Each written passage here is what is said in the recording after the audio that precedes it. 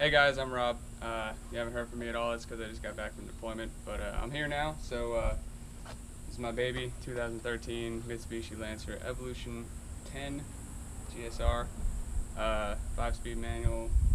She's pretty stock right now. I got upper intercooler piping and a cold air intake. New Turbo XS exhaust, 3-inch downpipe all the way back, and a couple of cosmetic mods. So today, what we're going to be working on are Rally Armor Mudflaps. Partially cosmetic, but I also don't like getting gravel in my windshield. So, that being said, I guess let's get started.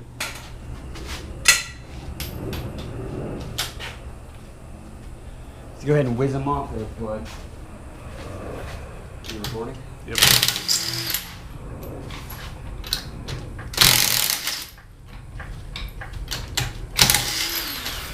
Woo.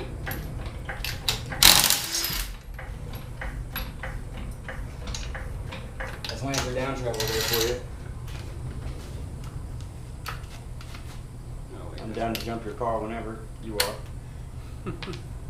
When you jack your car up, make sure you put blocks in front of the tires that are not going to be jacked up so your car doesn't roll away on you.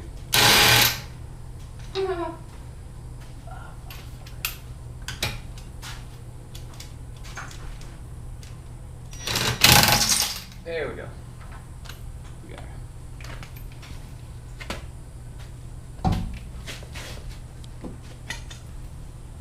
Or just raise stuff. Not in there. Thanks, Mike. You're welcome. Phillips head's in there. In here? Nah, right here. Behind you. I think.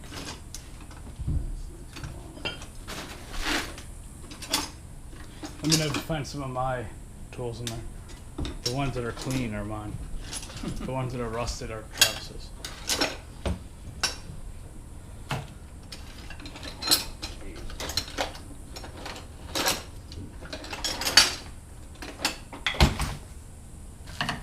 That'll work. Okay, so we're taking apart all these pop rivets, and I noticed all this crap in here.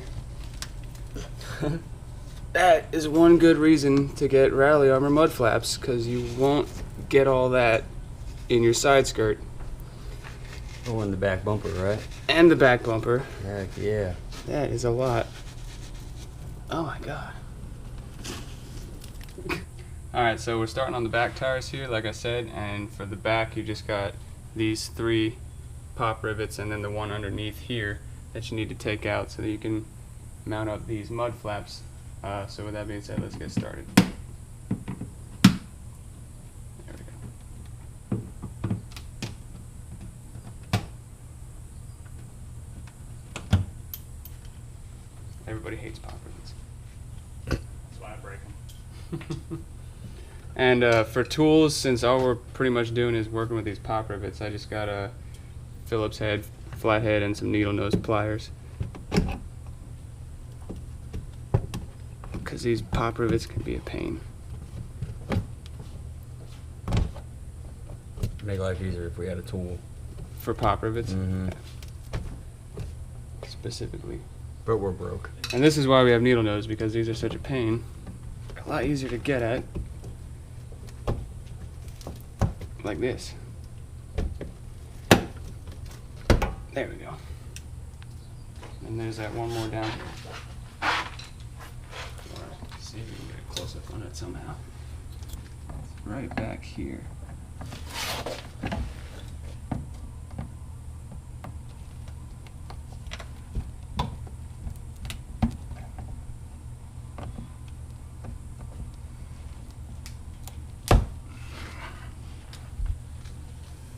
Light.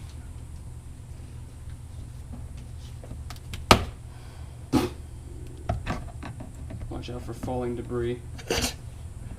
Safety first, wear goggles. But don't, because that looks really lame. There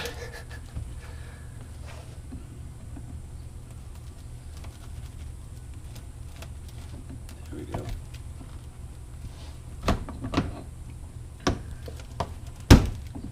You only have to keep one of these, so don't be afraid to break them off if you have to.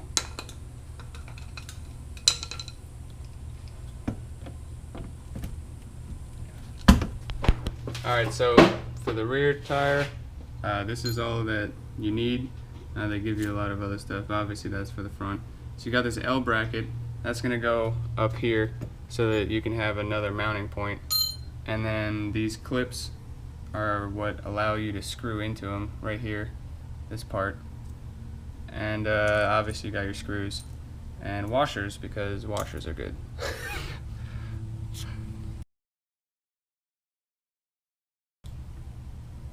Alright, so for this bottom one, this is what we're using your L clip for, like I said, or L bracket, sorry. This longer hole, that's what's gonna be facing out for your mud flap to catch, and for that you need to put one of these clips on. Make sure that the part that you screw into goes to the back so that you can put your screw right there. And then in here, if Travis can get a shot of that, this right here is where the other clip goes, right over like that. And then you just take one of these small screws with a washer. Oh crap.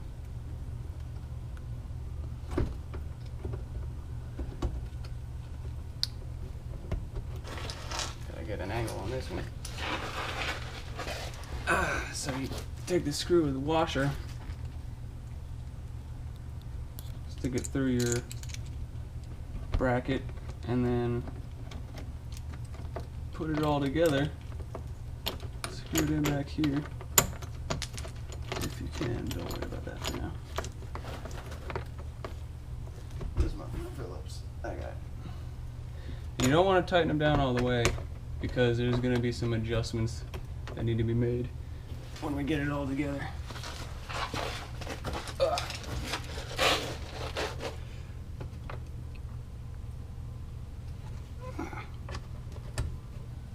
There we go. And these other two clips go in here on these, so that again you can screw into it.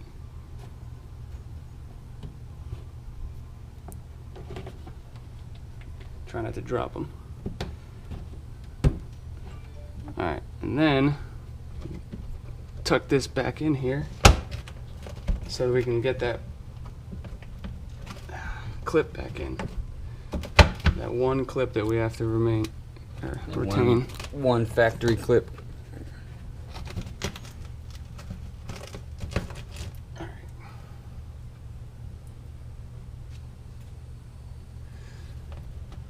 Almost got it. They're a pain in the neck. Yeah.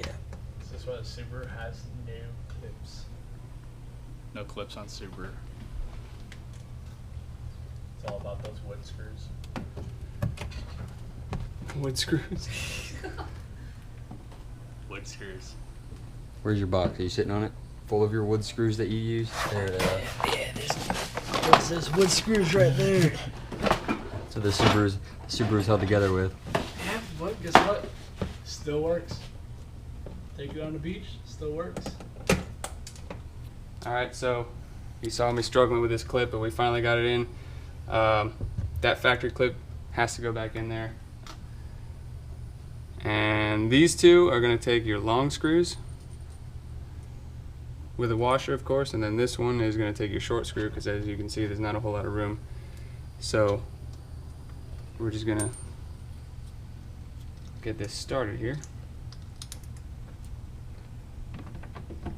And you'll know the back flaps versus the front flaps, because the back ones are a lot bigger. It looks better that way anyway.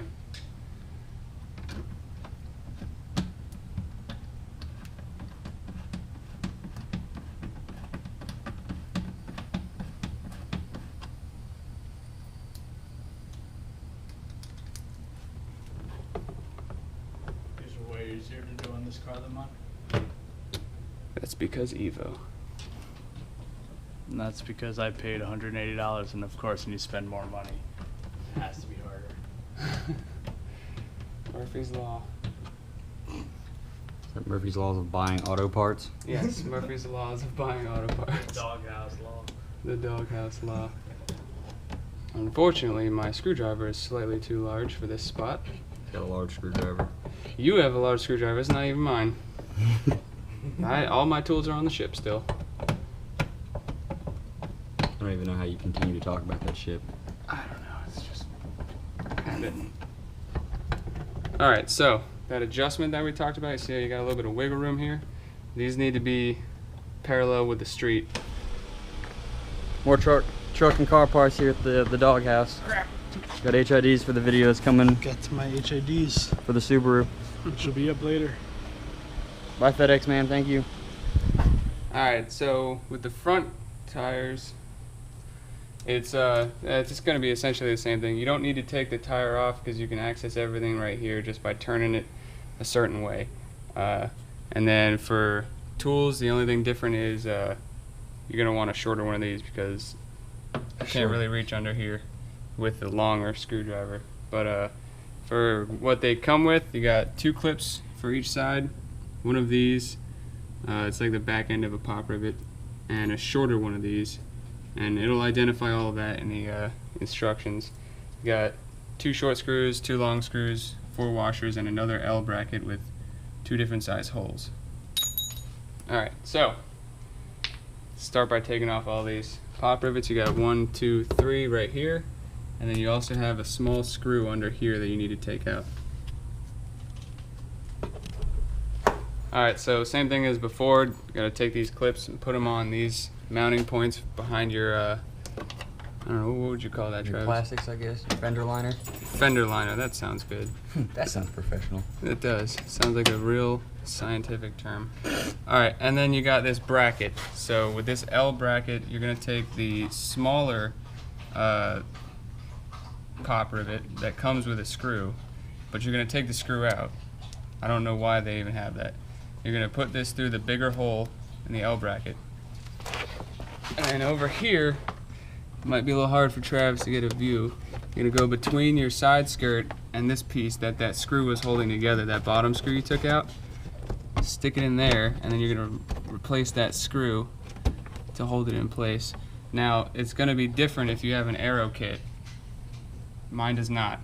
Apparently, there's a different side skirt kit, but that's all included in the instructions that come with the Mudflaps, so unfortunately I will not be covering that.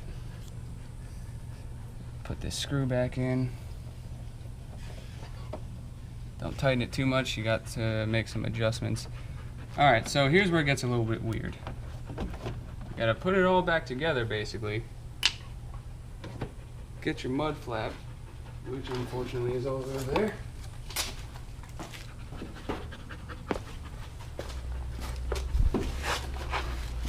Always in the way. You're gonna line it up, set it up with the screws, just so that you can mark a spot where you're going to drill a hole. You don't really need to drill a hole, but that's not what the instructions say anyway. But I find it's gonna be a lot easier to do what you need to do here with a hole drilled. So what we're doing here, making sure everything's lined up, and then there's this 4th position right here. There's no hole on the stock setup for that, so you have to make one. Alright, so I got everything tightened up while the camera's off. So I'm just gonna drill a pilot hole for hole number 4, and then I have to take the mud flap back off and actually create the hole with the screw. And that's gonna be our 4th mounting spot.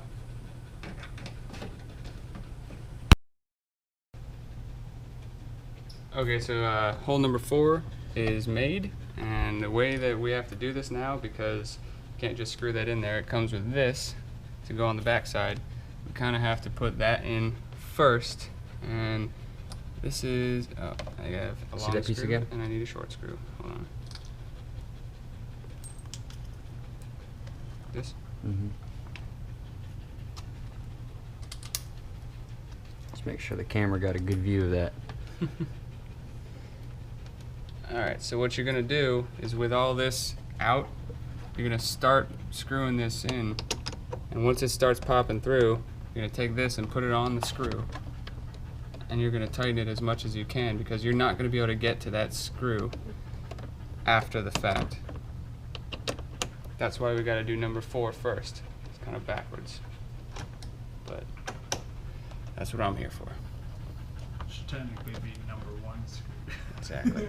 Alright, so with that one in, you're gonna put everything back in, tuck it all in nice and neat, ready for bed.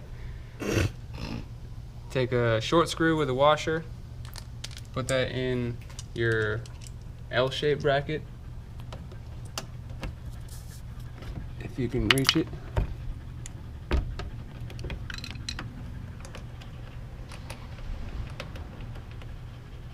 There we go. Remember not to tighten everything down all the way except for that first one because you won't be able to get to it again. And then you just take the other 2 long screws with washers, put them in the factory spots that you put the clips on. And then remember, beauty is key here, so you want to make sure that it's perpendicular, or sorry, parallel to the deck. And then tighten everything down all the way. Perpendicular all the way.